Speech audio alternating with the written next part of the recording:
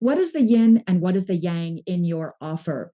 What is it that you do know and what is it that you don't know? What can you see? What don't you see? What are you leaning into? What are you avoiding? These are the things for you to think about. And what are the polarities or the other side of those? So, the best selling author, Dr. Benjamin Hardy, he says in a quote, he says, if you don't understand the yin of something, you can't understand the yang of something either. What he means by that is understanding both perspectives and seeing both sides of the coin, per se. So, what we want to talk about in terms of differentiation is what does it mean to be different and what does it mean to be the same or be a follower?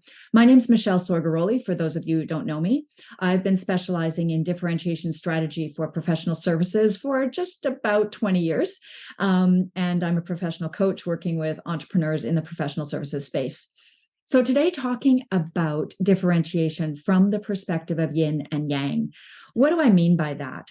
So the things for you, the opportunities for you to think about, how do you differentiate your offer? How do you create an offer that stands out from your peers and stands apart from the competitors? When you're thinking about a client who is coming to you, a potential client who's coming to you and interviewing you and your services and wanting to engage you, we all want to show up as different and to stand apart from the others that they are considering to work with. What is the yin and what is the yang in your offer? For you to differentiate effectively, you need to understand these things. So what are they? There's 4 categories that I encourage you to think about and consider where there is some polarity and where there is some opportunity for clarity for you. The first one would be around your strengths. One thing that we can't know our strengths and we can't really step into our strengths and value them and own them if we don't also acknowledge and own the things that we're not as good at. What might be called weaknesses. I don't like to use that word because I don't think it's particularly valuable or effective, but these are areas that we haven't necessarily developed as well, or we have less natural talent. These are areas that they need to perform at a bare minimum level just in order to play the game. We don't need to develop them any further. We do need to get familiar with them, though. What are your strengths? By getting to know what your weaknesses are or where you have limitations or lesser opportunity because you are not oriented that way, it gives you an opportunity to really see your strengths as something with bigger potential and possibility. It also gives you the opportunity to focus on highlighting those strengths and stepping into more mastery, stepping into more emphasis on how to bring those strengths to life in bigger and more valuable ways. So get to know your strengths and get to know your weaknesses. Become very intimate with the yin and the yang in that relationship. The second one is around commitments.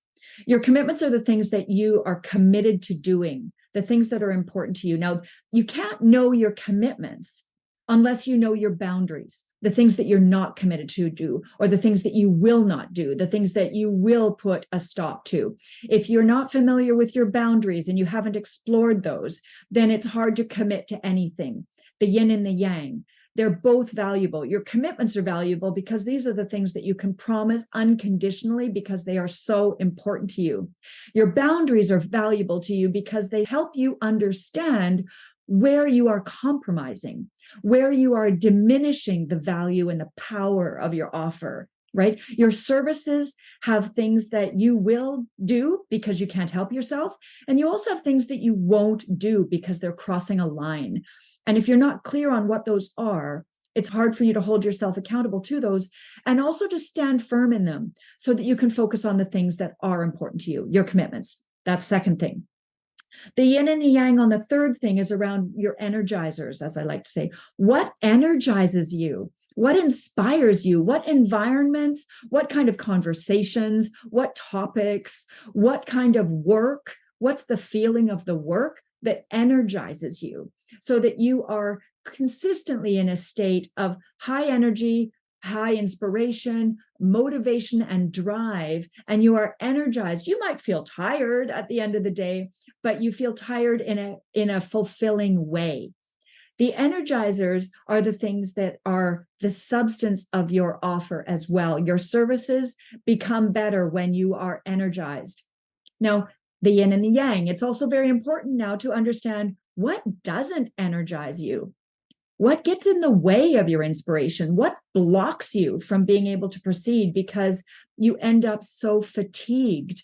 You're tired in a way that is unproductive. You're tired in a way that depletes you and takes away your drive and your ability to function at your best. If you understand what energizes you and what doesn't energize you, you are in a much stronger position to build your business and your offer and the way you do your work. You're in a position to design your offer such that the majority of the time, if not all the time, you are energized because you know what doesn't energize you. You put attention on that, the yin and the yang. Now, the fourth one that I want to identify here for you is your priorities. Your priorities are typically an expression of your values. They're typically an expression of the things that you deem are going to help you deliver value, do great things, be generous, and achieve what inspires you. Your purpose, your vision, your bigger future. These are your priorities. Now, if you don't know what are not your priorities, equally so, we get tangled up in all kinds of distractions. Where are you being distracted and pulled away from things that are not your priorities? So, as much as it is important to identify your priorities, it is equally important for you to identify the things that are not your priorities. The reason being that if you are constantly engaged in things that are not your priorities, you are again taking away from your ability to differentiate yourself and stand out and create an offer that is compelling because you're constantly in a state of low priority initiatives. If you know what they are, you're much better equipped. You have awareness and you have the ability to design around them and reprioritize in alignment with your priorities. Yin and yang. If you don't understand the yin of something, you cannot understand the yang of something. This is the wisdom of the ages, understanding the polarities, understanding both sides of the coin, being very clear and facing the things that bring you courage, the things that serve your courage, the things that draw out your courage are always inspired by the things that you're most afraid of.